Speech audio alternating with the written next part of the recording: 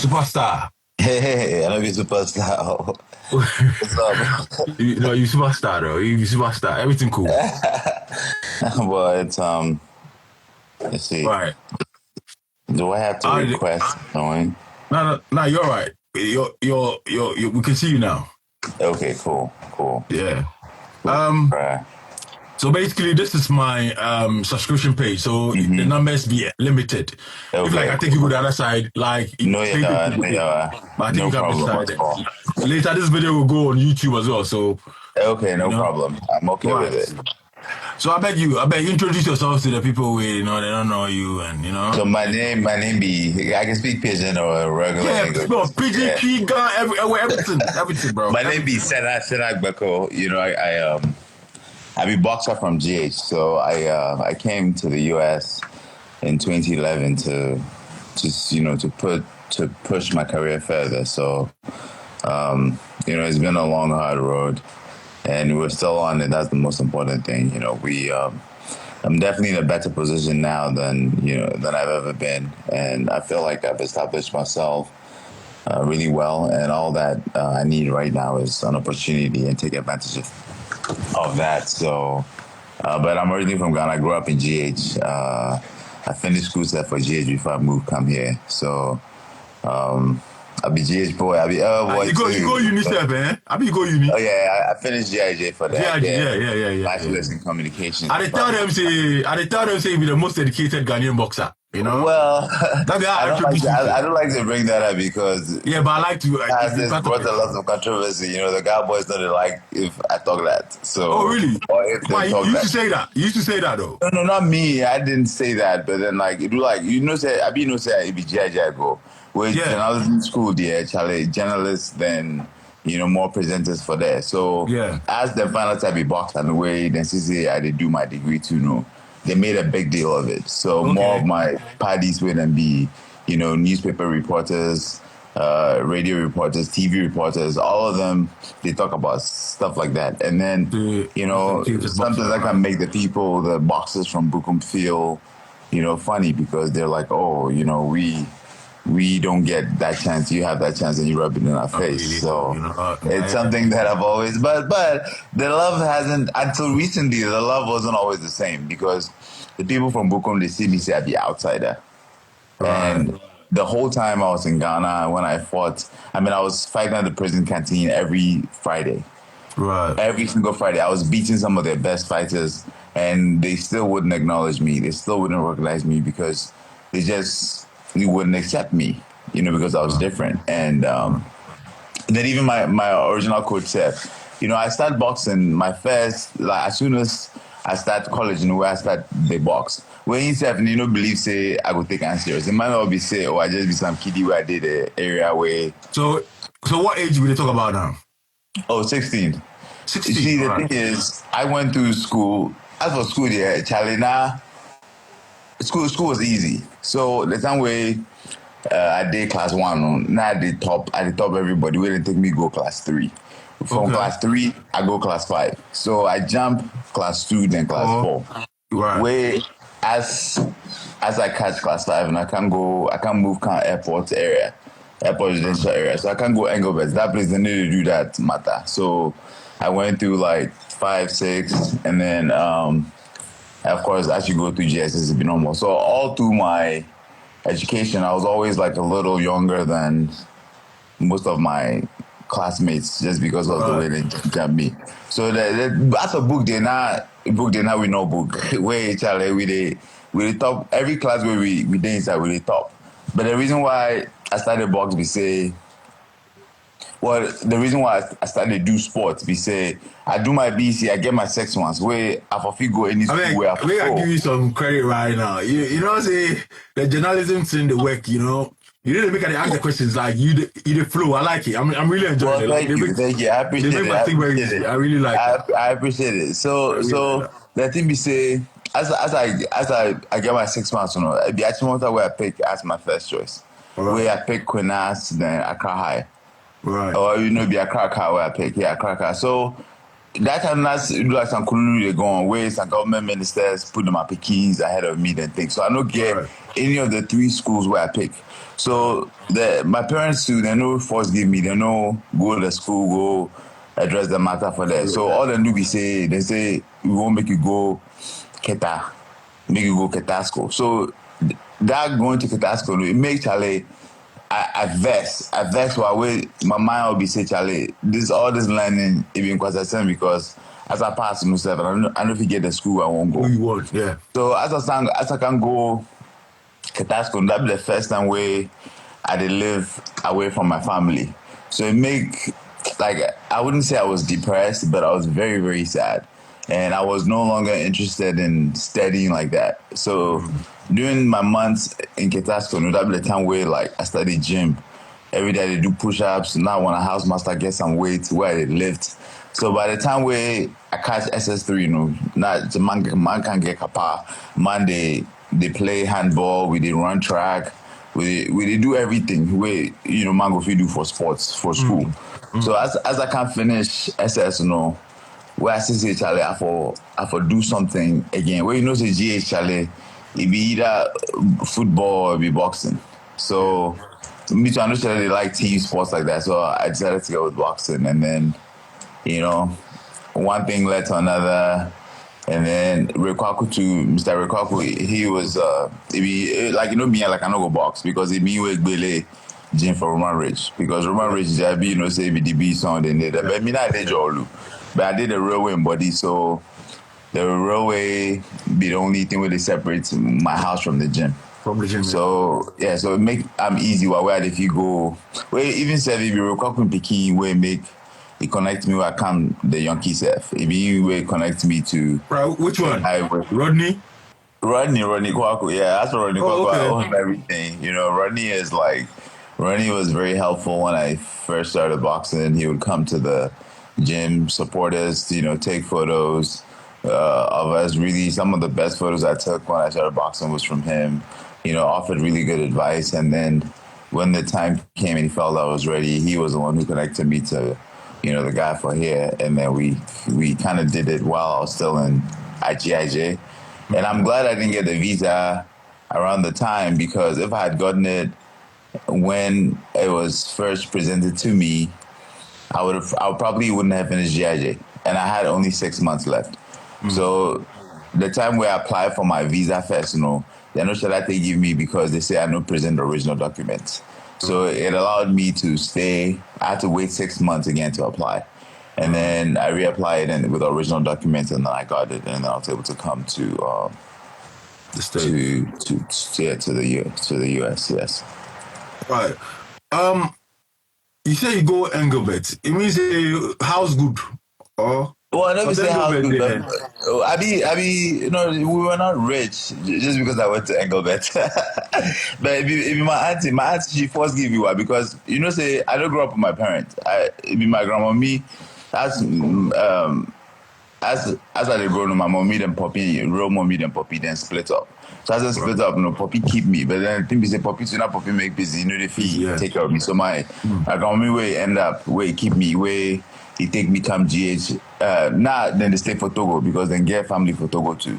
Right. So even after come GSF, now then bomb me for GH, we then take me go Togo, where I come back to GH. Where I go meet one of the neighbors where they tell me say, as I can GH, now they speak French.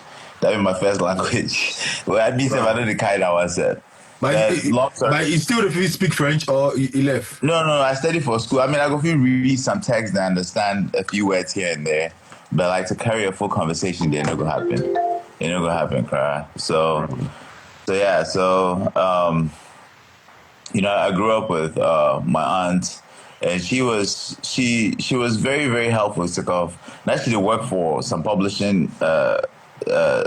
Like it be Sitco publishing, where Charlie the books where it give me give me the type of kiddies. She taught me to read even before I started school. School, right? So she gave me a very good head start. Right. And then as we grew up for Akwetema Zongo for Achimata.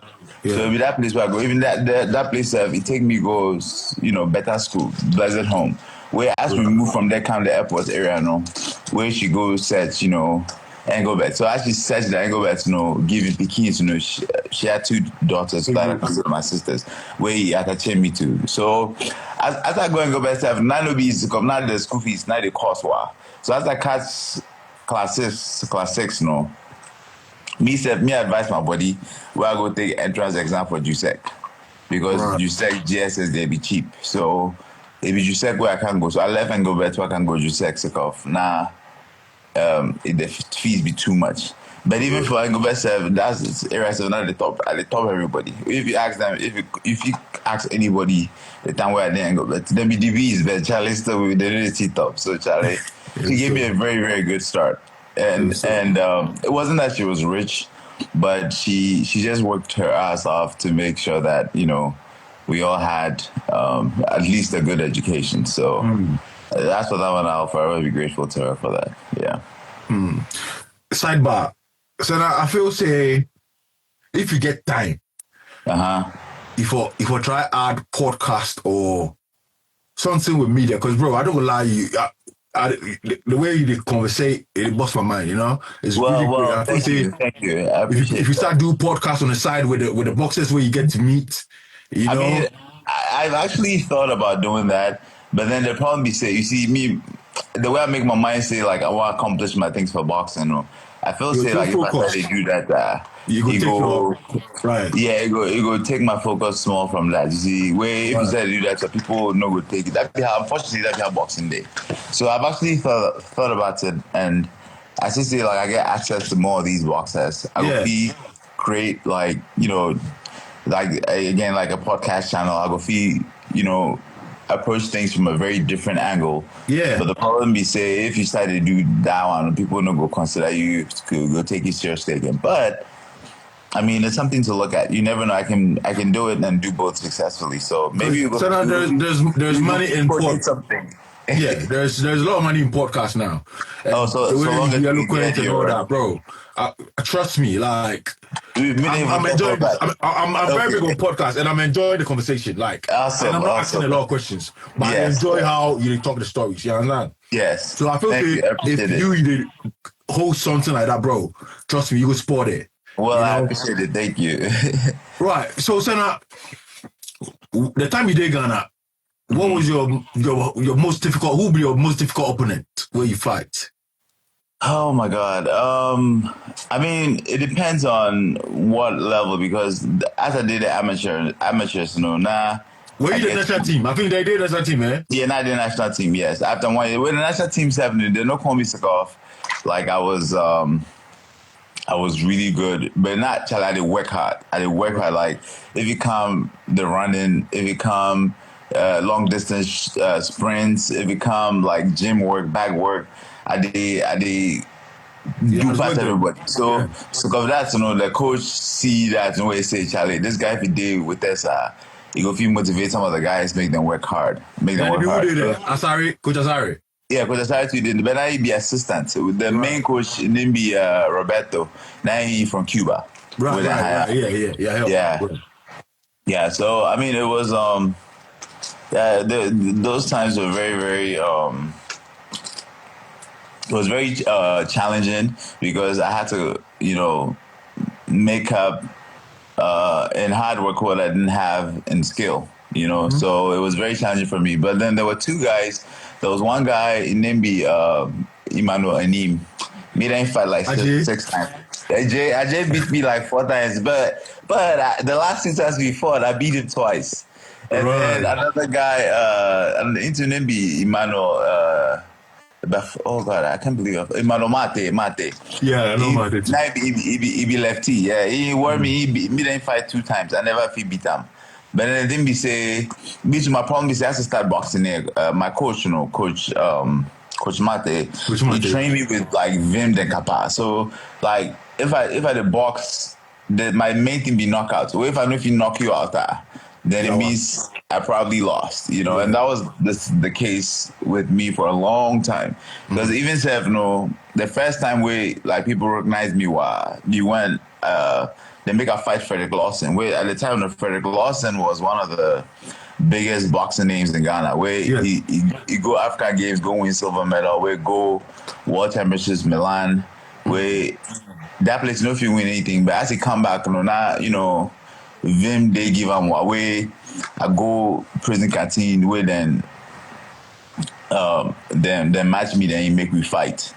And man, like now my heart today, Charlie, my heart today, my mom is like, everybody forgot that this guy will kill me.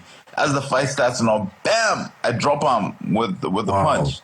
And then he was able to get up, and then we finished the fight, and the referees gave it to him on points, which I thought would be kululu, because once you drop somebody, the person has to lose the round, yeah. Yeah, you've lost the round by 2 points, and there's only 3 rounds, so the person pretty much has to knock you out to win. Otherwise, it's supposed to be a draw. But long story short, no, but prison canteen judges, they know it's corruption. Because me, if I drop somebody, maybe they give it to us before for prison canteen. You see, exactly, and that shouldn't be the case. You drop somebody, I drop the person like 2 rounds safe, where still are they give you exactly. So, you know what they will tell you? Say the reason they will tell you say, oh yeah, wait, Philip. You see, exactly, but me and Frederick were like right around. You know me match like exactly. So if I beat him, you understand? But they felt like he was like he was way more experienced and more skilled. But that was one of the things that my opponent too was way skillful as well. My opponent, exactly, way experienced too. Yeah. So I mean similar storyline. Yeah. So that's how it happened, and. But yeah, Jay and Mano Mate, both of them Imanos. They worry me well. But as I went pro,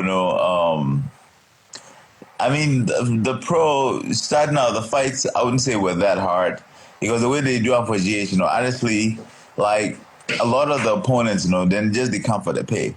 Yeah, so they don't really offer a lot of resistance. So you knock them one or two, and that's some of the problems where we face if you come Yonki here, because the system is very different. Everybody make hungry, even if your opponent where they pay him say for face himself, they want G your head.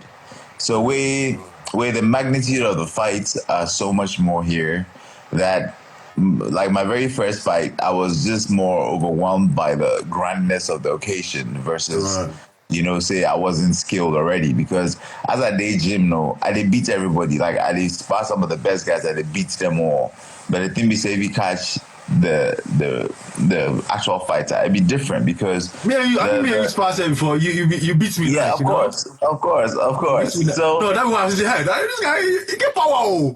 Okay, so that shouldn't be hype. Because I don't lie, I used to think it was hype, because you had a solid team. I don't say Rodney Day or back. To put them in, So I used to think, that thing be hype. But as we spar away, he give me some right. I say, hi, Charlie, your guy, don't be just power, the power be crazy. I mean, after the power, Charlie, I get first not be all power to be the Cuban coach where he can't like change my style small way. Eventually, I started to move a lot more, and then I feel like I forgot how to properly deliver my full blow, full power. So right now I get more skills, but then the power top tier more. But still, as for power never goes away.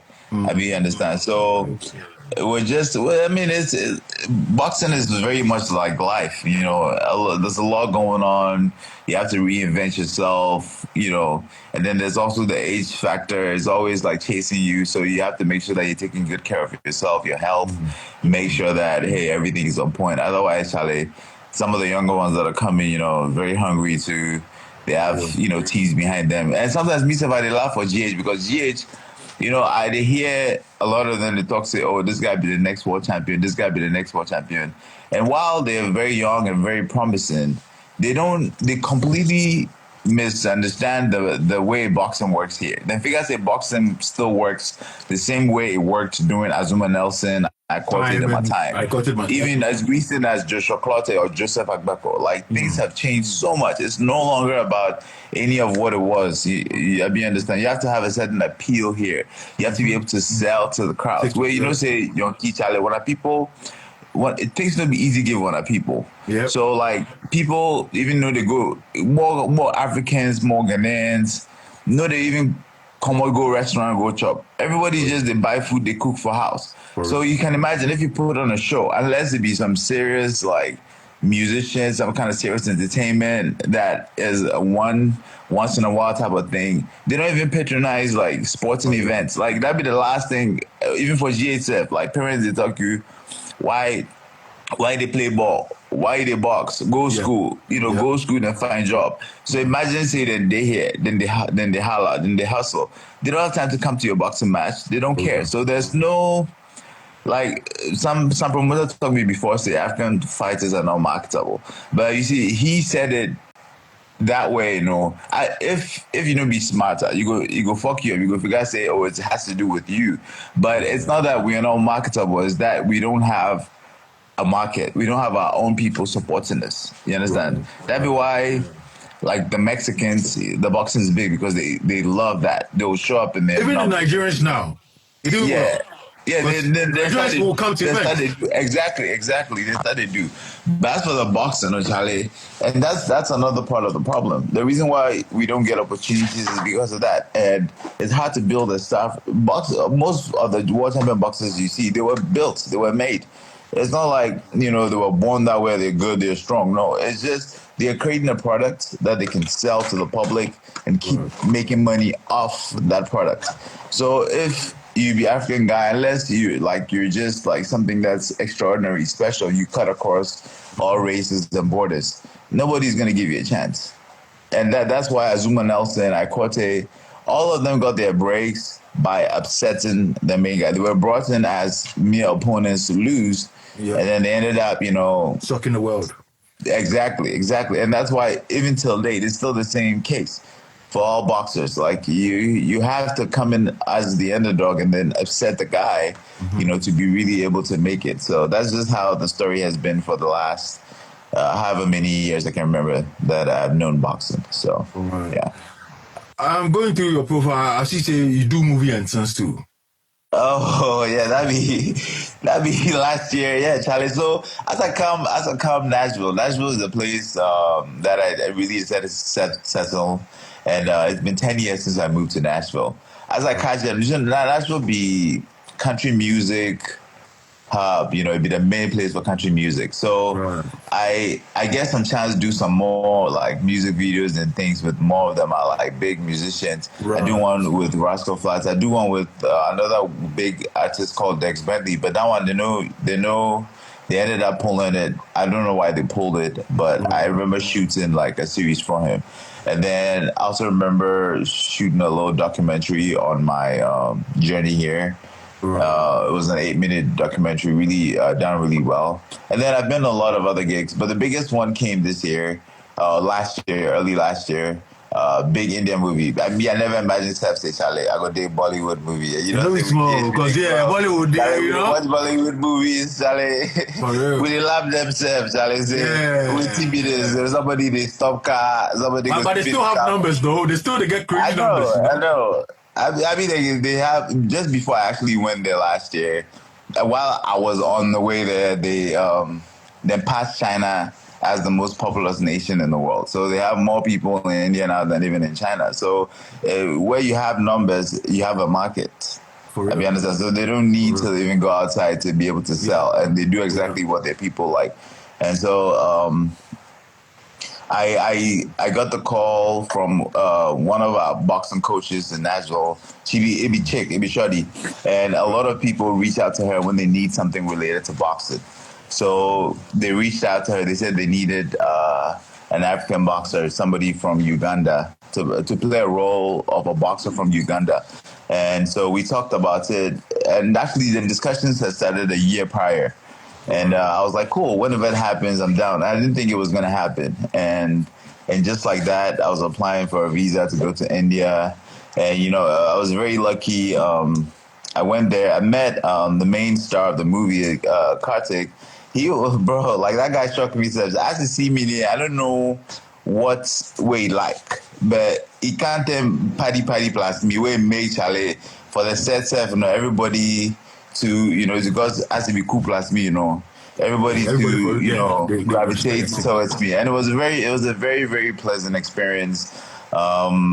We spent 2 weeks shooting the parts that I played. We had 4 other guys from, actually one other guy from the US and two other guys from Europe. So we all be boxers. One guy be stunts guy, but then three of us be boxers where we meet for there. So one guy was playing a Filipino boxer. The other one was playing a Russian, and I was playing the boxer from Uganda, who ended up ultimately winning the tournament. So it was a very it was surreal to be in Bollywood, actual Bollywood, shooting movie scenes with one of their biggest stars, Kartik. It was actually very, very pleasant and very, very nice. And I would love to visit India again, just to hang out with their people and just experience more of the culture. Yeah. Right. So now, what be your greatest fight you ever have where like you got a win and really feel like really satisfied, like yeah, you really accomplished. It was on Showtime. It was on October 21st, 2022. I was extremely happy because it was one of those fights where I was brought in on a late notice, 2-week notice, as an underdog, and I was expected to lose. And the fact of the matter, we say, just maybe 3 months prior, I just won this the WBC USA belt. And I thought that things were going to pick up for me from that point on, but things didn't necessarily go super, super well. And then it even got to a point where like I felt like I needed to get a steady job just to keep things going. So I was actually walking into one of the places where I was looking to apply for a job. When I got a text, I was like, this, no kidding, I had literally just reached for the door, opening it, about to enter, and my phone dinged. So I looked at the message, and it was a message from the promoter. And then they lowballed me with the money. And then they were like, hey, we have this fight for you. It's 2-week notice, but if you want it, you can have it. So I called my manager on the spot and I asked him, I was like, hey, what do you think? Do we have enough time? He was like, yo, this is your fighter. You train all the time. Why even having second thoughts? But it took up the politics of boxing. But immediately I jumped on it, and then we within a week. And what was shocking was that, you see, I trained so hard that when the fight was offered, I had to dial back on my training just to allow my body to heal and recover. So it's crazy that even after the fight was offered, that was when I started, dialing the training back to help me get ready for the fight. And we weighed in, and I went in and I did my thing. And it was also very satisfying because my very first fight where I lose for here, now we get one boxing commentator for the side. It be popular boxing coach commentator, and then be Teddy Atlas. Yeah. Where my first fight for Yonki 2014, the way he bashed me where he talk say, oh, this guy Seth, like who he fight before. If he fight plus, he sure say that they fight with taxi drivers and things for and things. So as he talked to the trash near Charlie, he bashed me where my mama will be saying one day. But Teddy Atlas is very respected commentator. Yes. So I was like, his comments that night, Charlie, they make I feel like I was like, I promised myself, say I go work hard. Wait, one day that guy go day ringside, where I go beat somebody, where I go come up to him and tell him, say, Kai, the matter I talk, Wait, and that was exactly how it happened. Just somehow, by some type of luck, he shows up at the fight and he's ringside. And then I finished, I beat the guy, I go up to him and I told him, you remember, you made all those comments about me. I just wanted to show you that I'm not that guy. I just didn't have, my night. And what was crazy was he got very emotional, and he actually also cried about the whole thing because he was like, most boxers would have been mad, just disagreed and gone on. But I made it a point to prove that,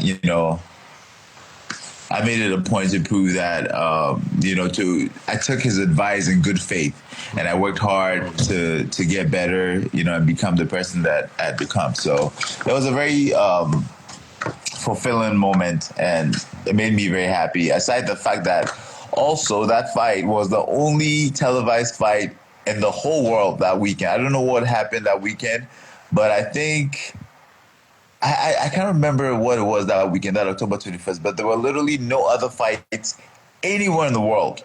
So that was the only one that, if you cared enough about boxing, at least you would tune in to watch. So there was a lot of attention. And if I lost, it probably would have been just as depressing. But I happened to win, and and deservedly so. I won. I mean, most of the rounds. One of the judges gave me 8 out of the 10 rounds, and then one gave me 7, one gave me 6. So it was pretty convincing, especially coming in on the B side. You know, being the B side boxer. So it was very satisfying. Yeah. Right. Who be the biggest name you ever fight? Well, I would say there was David Morrell, who I fought maybe 2 years ago. He's getting ready to fight Benavidez. And, you know, that fight was... This is where the politics of boxing, they come in. So I lost to him by second round TKO. And then after that, I started, you know, I threw out a lot of accusations, you know, PED, doping, and things for boxing. It happens very frequently. And the thing we say, every boxer is a business. Every boxer is an investment. And the people that are behind each boxer putting money into the boxers don't want to lose their investment. So they will do whatever possible to make sure that, you know, their guy wins so that they can keep making the money. And what happened with David Morrell was, after I beat the guy on Showtime, and this is something that they've done with his past opponents, they make sure that they test you. So they send VADA, which is a voluntary anti-doping agency, to my house to test me. And they showed up. Of course, I made myself available. They took my samples and then they tested me, and I was clean. And only then did they offer me the fight. But the irony of the whole thing is, David Morrell himself was not tested. He has never, until recently, he was never tested by VADA. So as they offered me the fight, you know, I beat him on my LBC, Charlie. Yeah, the guy just go over me. So around the time, I moved to Las Vegas. And while in Vegas, I was training very, very hard. I was up in the mountains, 8,500 feet elevation. And the sparring sessions, I was doing really, really well. Word was going around. And I was even like getting inboxes from some of the best boxers around, David Benavidez and the like. They're all like, yo, man, we've been hearing a lot of good things about you. So word got around. And then this guy in team, you know, then all of a sudden, I could tell that they were starting to get a little shaky. And then they started sending people around in the name of, like, helping with the organization of the sports, of the event. But then what they were really doing was they were spying on my sparring. Right. So, long story short, as I do my MRI, you know, it be them order the test and everything. The radiologist that looks at the MRI and everything is their radiologist. And then all of a sudden, 9 days to the fight, you know, then they say I had a problem with my MRI. And I'm like, no, there's nothing wrong with my MRI. Like, and the guy just makes some speculation, say, oh, he sees some black spots, so it means there's a problem. And I'm like, how can you just say something without any like real backing? So the commission asked me to seek a second opinion, and I went to like see a brain surgeon. And as I entered the office, the guy feels that they're wasting time, because the guy said he looked at the scan and there's nothing wrong with the scan. So if there's nothing wrong with the scan, why am I even here?